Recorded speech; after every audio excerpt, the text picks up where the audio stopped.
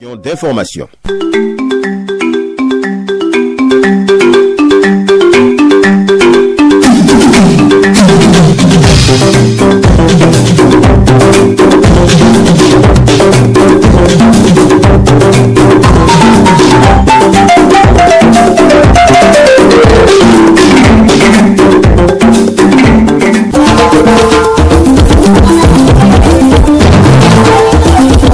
Merci de choisir Radio Guinée pour vous informer, mesdames et messieurs. Voici les titres de RTG Midi.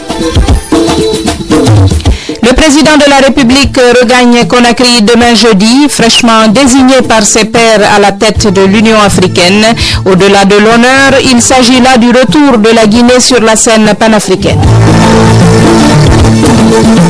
De jeunes étudiants diplômés sans emploi réunis au sein d'une association dénommée CO-Press collectent et évacuent les ordures ménagères dans le quartier de Yimbaya Tannery. Ils entendent à leur manière participer à l'assainissement de la ville de Conakry. La volaille sud-africaine fortement concurrencée par le poulet importé d'Europe à bas prix. Les éleveurs jugent la concurrence déloyale, la filière est ébranlée et des emplois sont menacés. L'ancien secrétaire général de l'ONU a fait taire toutes les rumeurs sur son avenir politique. Ban Ki-moon a annoncé hier qu'il ne se présenterait pas à la prochaine élection présidentielle en Corée du Sud puisqu'il se retire de la vie politique. Touré Oumil Rairi Sangaré, Marie-Louise Diallo Benjamin, l'équipe de ce RTG Midi, madame, monsieur, encore une fois, bienvenue.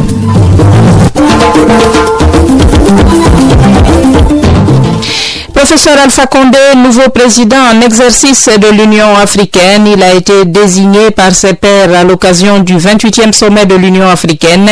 Voilà qui marque le retour de la Guinée au sommet de l'organisation panafricaine. Un commentaire signé Yamoussa Sidibé. La Guinée sur le toit du continent. Quand il est arrivé un matin de décembre 2010, Alpha Condé a annoncé la naissance d'une espérance.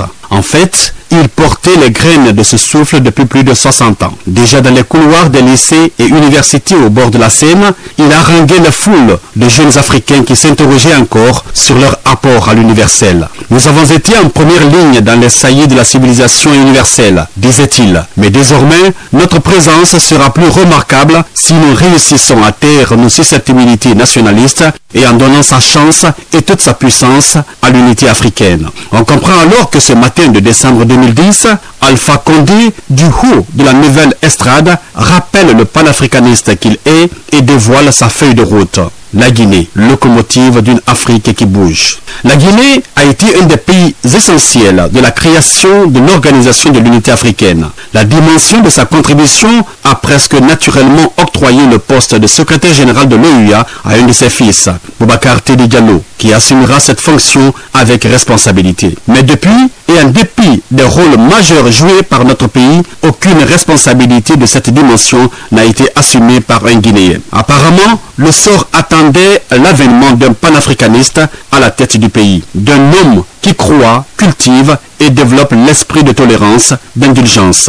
Un homme qui se gausse de la force des biceps, mais qui croit à celle du dialogue, de l'échange et de l'acceptation de l'autre. Ses pairs africains avaient repéré très tôt ses qualités. Rassembleurs comme Cheikh Anta Diop, Sékou Touré, Nkrumah ou Nasser, mais aussi ses vertus de tolérance et de pardon que Alpha Condé étalait presque naturellement, comme Mandela. Alpha Condé a les mots et la méthode qu'il faut pour donner tout son sens à l'unité africaine durant cette année. Il comprend les attentes de quiétude et de développement de l'Africain. Nul doute qu'à la fin de cette année, une page belle et responsable sera écrite. L'Afrique a donc repéré son champion et lui a tissé une guirlande. Les Guinéens, le regard tourné vers Addis Abeba, esquissent le sourire du père fier de son fils aîné. À Conakry et partout en Guinée, on se tapote les épaules en se disant « Nous avons fait le bon choix ». Et comme un torrent, dans un flot de hurrah, le Guinéen s'apprête à réserver un accueil mémorable à son fils aîné, qui rentre au pays tel un pro-chevalier des chansons de gestes de Sori Kandia Kouyaté. Le président de la République, professeur Alpha Condé, regagne Conakry demain jeudi. À cette heureuse occasion, le gouverneur de la ville de Conakry invite l'ensemble des citoyennes et citoyens de la capitale à sortir massivement. C'est pour accueillir dans la ferveur et l'allégresse populaire le président en exercice de l'Union africaine. On va écouter le général Mathurin Bangoura, c'est le gouverneur de la ville de Conakry, au micro de Raphaël Magat Bangoura. Comme vous le savez, le 28e sommet de l'Union africaine tenu à Addis Abeba a été particulièrement marqué par la désignation du professeur Alpha Condé, président en exercice de la plus haute institution panafricaine. Cette juste reconnaissance à la République de Guinée est le fruit des efforts louables que le professeur Alpha Condé déploie pour l'émergence de notre pays depuis son avènement à la magistrature suprême en 2010. Cet exploit est aujourd'hui salué sur le continent par la communauté internationale et les Guinéens savourent leur fierté retrouvée. Pour saluer cette reconnaissance méritée, j'invite l'ensemble des citoyennes et citoyens de la ville de Conakry à sortir massivement ce jeudi 2 février 2017 pour accueillir dans la ferveur et l'allégresse populaire Monsieur le Président en exercice de l'Union africaine. Les présidents des délégations spéciales, les chefs de quartier, les chefs de secteur, les chefs de carré, les administrateurs de marché, les associations, les commerçants, les syndicats à prendre toutes les dispositions nécessaires conformément au programme du gouvernement pour conférer à cette réception un cachet tout particulier. Le gouverneur de la ville de Conakry, le général Mathurin Bangoura, après donc le sacre à Addis Abeba, Conakry qui accueille chaleureusement le président de la République. Le professeur Alpha Condé est attendu aussi le week-end prochain à Cancan. Alpha Condé ira présider la journée nationale des orpailleurs dans le but de mieux les organiser dans leur travail. Et à quelques jours de cet événement, population, autorités civiles et militaires, élus locaux de la Haute-Guinée mettent les bouchées doubles pour conférer à cet événement une réussite totale, et c'est ce que nous dit Eladj Sarbou Keita. Ce sont toutes les populations de la Haute-Guinée qui vont recevoir dimanche 5 février à Cancan le père de la nation guinéenne, le professeur Alpha Condé, nouveau président de l'Union africaine. Les cadres responsables et citoyens viendront de Dingiraï, de Farana, de Daboula, le centre géographique du pays, de Kouroussa, de Kérouané, de Mandjana et de Sigiri dans le Mandé Tamba pour rejoindre leurs frères et sœurs de Cancan, la ville hospitalière. Objectif, réceptionner dans l'allégresse le professeur Alpha Condé et lui signifier qu'ils adhèrent intimement à ses idéaux de paix et développement dans une Guinée réconciliée avec elle-même. Pour les besoins de la cause, Cancan a fait sa toilette et sa belle toilette. Les rues sont proposées aux couleurs nationales, le rouge, le jaune et le vert, car il s'agit bien de la visite du père de la nation guinéenne à l'heure qu'il fait. Toutes les 12 commissions de travail constituées sont à pied dur, rivalisant d'ardeur dans le travail bien accompli. Entre les préfectures de la région, c'est l'émulation. Quelle sera la première préfecture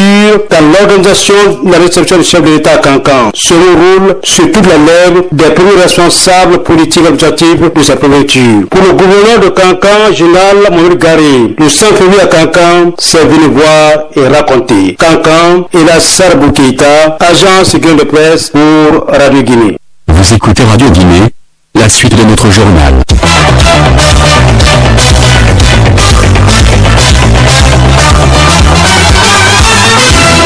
La crise d'essence perdure dans certaines stations à Conakry et à l'intérieur du pays. Hier, le directeur général des hydrocarbures a pourtant rassuré que la crise allait diminuer avec la distribution du stock. Selon Zakaria Koulibaly, c'est une panne électrique qui serait la cause de cette rareté de l'essence. Il rejette la thèse de la rupture. Il a même annoncé que le bateau allait accoster ce 1er février. Mais en attendant, des fils sont perceptibles dans les rares stations qui servent timidement de l'essence. Des étudiants de la 7e promotion économie-finance de l'université de Somfonia s'engagent à soutenir les efforts du gouvernement dans l'assainissement de la ville de Conakry. Ces étudiants au nombre de 26 volontaires réunis dans la structure Société d'expédition des ordures et de prestations, COPRES. Ces étudiants sans emploi collectent et évacuent les ordures ménagères dans le quartier Yimbaya Tanuri. C'est dans la commune de Matoto. Ibrahima Soïsouma les a rencontrés.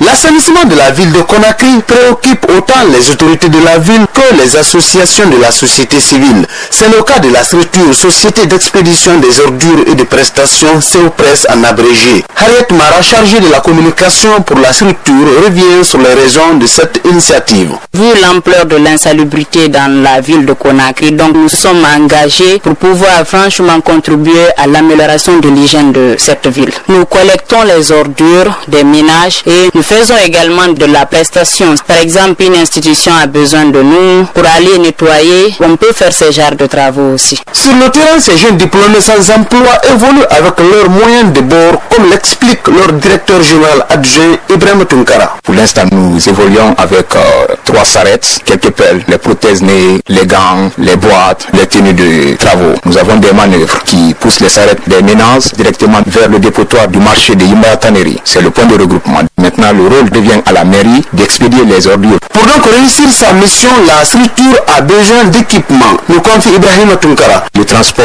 des ordures pose problème parce que nous n'avons pas les camions ni les motos à 3 cycles là. Nos moyens sont limités. Donc nous lançons un appel non seulement au niveau de l'État pour faire en sorte que notre capitale soit propre. Et pourquoi pas à l'intérieur du pays. Aujourd'hui, vraiment nous rendons un hommage à M. Almami Touré, chef de quartier de Yimba Tannery. Il nous a apporté des infrastructures pour que nous puissions vraiment évoluer sur le terrain. Pour rappel, la date de création de cette société d'expédition des ordures et des prestations remonte au mois de septembre 2016. Elle compte élargir ses activités dans les 5 communes de Conakry très prochainement, histoire d'appuyer les responsables de la ville dans leur politique d'assainissement. 670 producteurs formés, 40 sortants des écoles nationales d'agriculture et d'élevage encadrés et des tonnages de semences améliorées produits. C'est le bilan présenté par le Centre de formation et d'application de technologie de Bamba à Kindia. Ce bilan est annoncé par le directeur du centre, en même temps directeur régional d'Amproca, l'Agence nationale de la promotion agricole, des acquis que Amadou Silla et son équipe comptent renforcer en 2017. Amadou Silla sera notre invité en fin de journal. 90 stagiaires venus des garnisons des 4 régions militaires de la Guinée viennent de recevoir leur certificat. Ils ont été formés pendant 6 mois au maniement de l'artillerie et la cérémonie a eu lieu au camp Alpha Yaya Diallo en présence des autorités. Caporal Cheikh Mohamed Ali Kondé.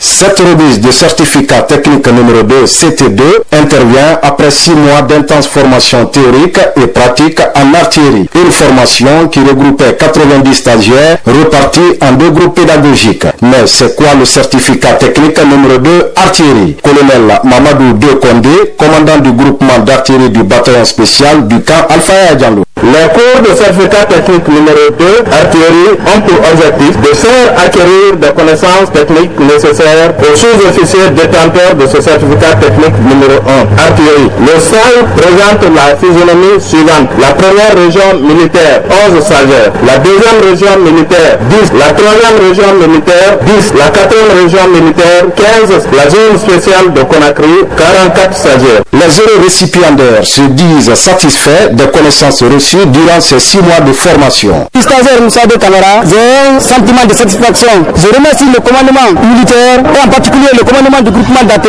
et toute ma famille qui m'ont soutenu de début jusqu'à la fin de ce stage. Stagiaire Ahmed Korkat, désormais je suis détenteur du certificat technique numéro 2 artillerie. Une fois dans mon unité, je restituerai intégralement les connaissances acquises à mes frères d'armes qui n'ont pas eu la chance de venir sur le cours d'abord. Cette formation s'inscrit dans le cadre de la réforme de l'armée engagée par le président de la République, commandant en chef des forces armées. La cérémonie de remise a débuté par une minute de silence à la mémoire de adjudant Mamadou Michel Camara, un des stagiaires décédé en quelques jours de la fin de la formation. La route Massanta-Bayaro se trouve dans un état de dégradation très poussé. Autorités, populations et usagers sollicitent donc l'appui de l'État et des bonnes volontés pour réhabiliter ce tronçon avant les grandes pluies. Félix Fassa Ifono.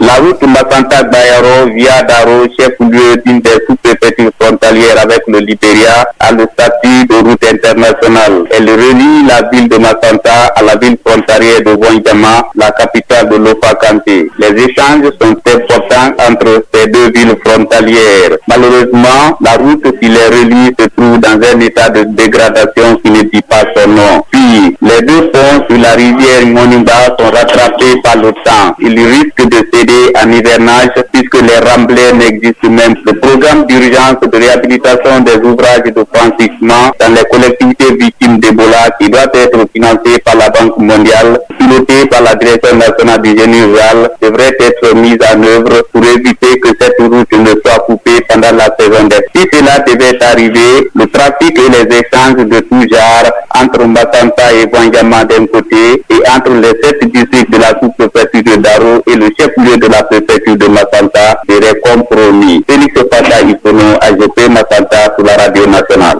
Vous écoutez Radio Guinée, la suite de notre journal.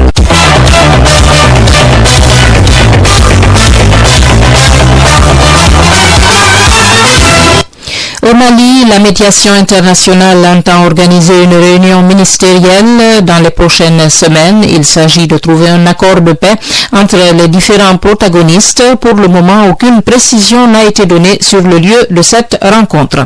En Mauritanie, un nouveau procès sera tenu pour rejuger un homme condamné à mort pour blasphème. L'homme avait écrit un article considéré comme blasphématoire sur le prophète. L'homme qui s'est repenti depuis va bénéficier d'un nouveau procès. Ses avocats ont salué la décision de la Cour suprême mauritanienne.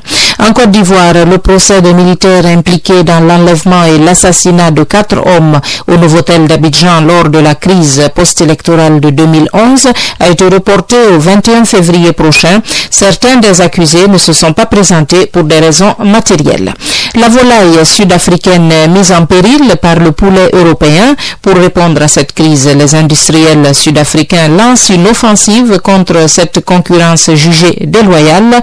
Des importations massives de poulet à bas prix en provenance d'Europe. Salariés et patrons du secteur doivent manifester ce mercredi à Pretoria devant la représentation de l'Union européenne, accusée d'être à l'origine d'une récente vague de 4 000 à 5 000 suppressions d'emplois qui met en péril l'avenir de la filière.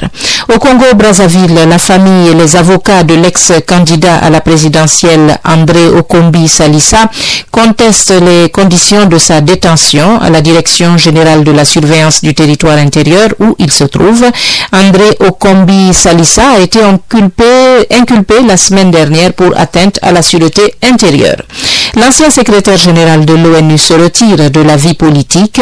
Ban Ki-moon l'a annoncé au cours d'une conférence de presse. Il ne compte donc pas se présenter à la prochaine élection présidentielle en Corée du Sud. Affaire du tir du missile nucléaire iranien, le ministre iranien de la Défense confirme un test de missile précisant qu'il ne s'agit pas d'une violation de l'accord nucléaire. Il entre dans la continuation du programme défensif de l'Iran. Ce tir de missile a été fortement condamné par les États-Unis.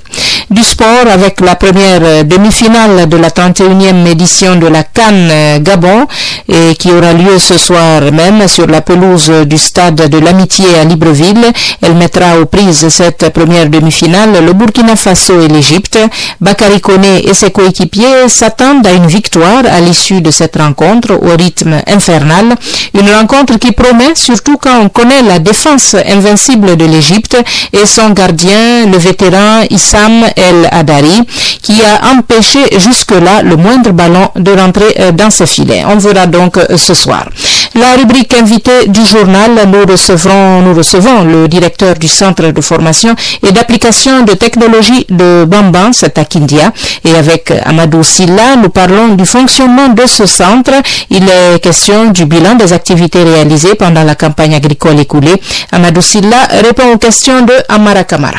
Monsieur Amadou Silla, bonsoir. Bonsoir, monsieur Kamara. Vous vous occupez du Centre national de vulgarisation agricole de Bamban. Qu'est-ce qui se met là comme activité? Effectivement, avant on appelait le Centre national de vulgarisation agricole de Bamban. Maintenant, c'est le Centre de formation et d'application de technologies de Bamban. Actuellement, nous formons les sortants des généraux de Tolo, de Koba, les les sortants des universités de Parana dans le cadre de pratiques agricoles et aussi nous formons les producteurs sémenciers. Donc c'est une prolongation des institutions d'enseignement en agronomie. Bon, c'est un centre pratique qui est au compte du ministère de l'Agriculture, mais qui s'occupe du transfert de technologies, c'est-à-dire toutes les technologies confirment au niveau des centres de recherche de Kénessi, de Foulaya, et d'ailleurs, c'est ce qu'on vient tester et adapter là-bas. Si c'est adapté, on fait le transfert vers le monde rural. Et vous travaillez sur quel type de plantes? Nous travaillons sur le riz, sur le maïs, sur le manioc et sur le maraîchage. Je vais parler de l'aubergine, de la tomate. Alors, quelles sont vos relations avec le monde paysan? Nous sommes au centre entre les paysans et la recherche. Donc, toutes les techniques qui sont approuvées par la recherche, nous faisons le transfert vers le monde rural. Et comment cela se fait? Nous avons des conseillers au niveau des zones agricoles. Ces conseillers viennent recevoir ces formations au niveau du centre et ces conseillers se déplacent vers les paysans en leur donnant des itinéraires techniques, ainsi de suite. Et les contraintes que les paysans donnent aux conseillers, ils remontent au niveau du centre. Et si nous n'avons pas de solutions appropriées à notre niveau, nous nous référons aux centres de recherche qui vont rechercher les solutions et y mettre à notre disposition pour les faire transférer maintenant vers le monde rural. Est-ce qu'il vous arrive de faire le bilan de vos activités? Si c'est le cas, quel est le bilan de 2016? Bien sûr, nous faisons le bilan de nos activités. En 2016, nous avons pu former 870 producteurs sémenciers dans les différentes zones, puisque le centre couvre la région administrative de Kinda et de Bouquet. Et on a formé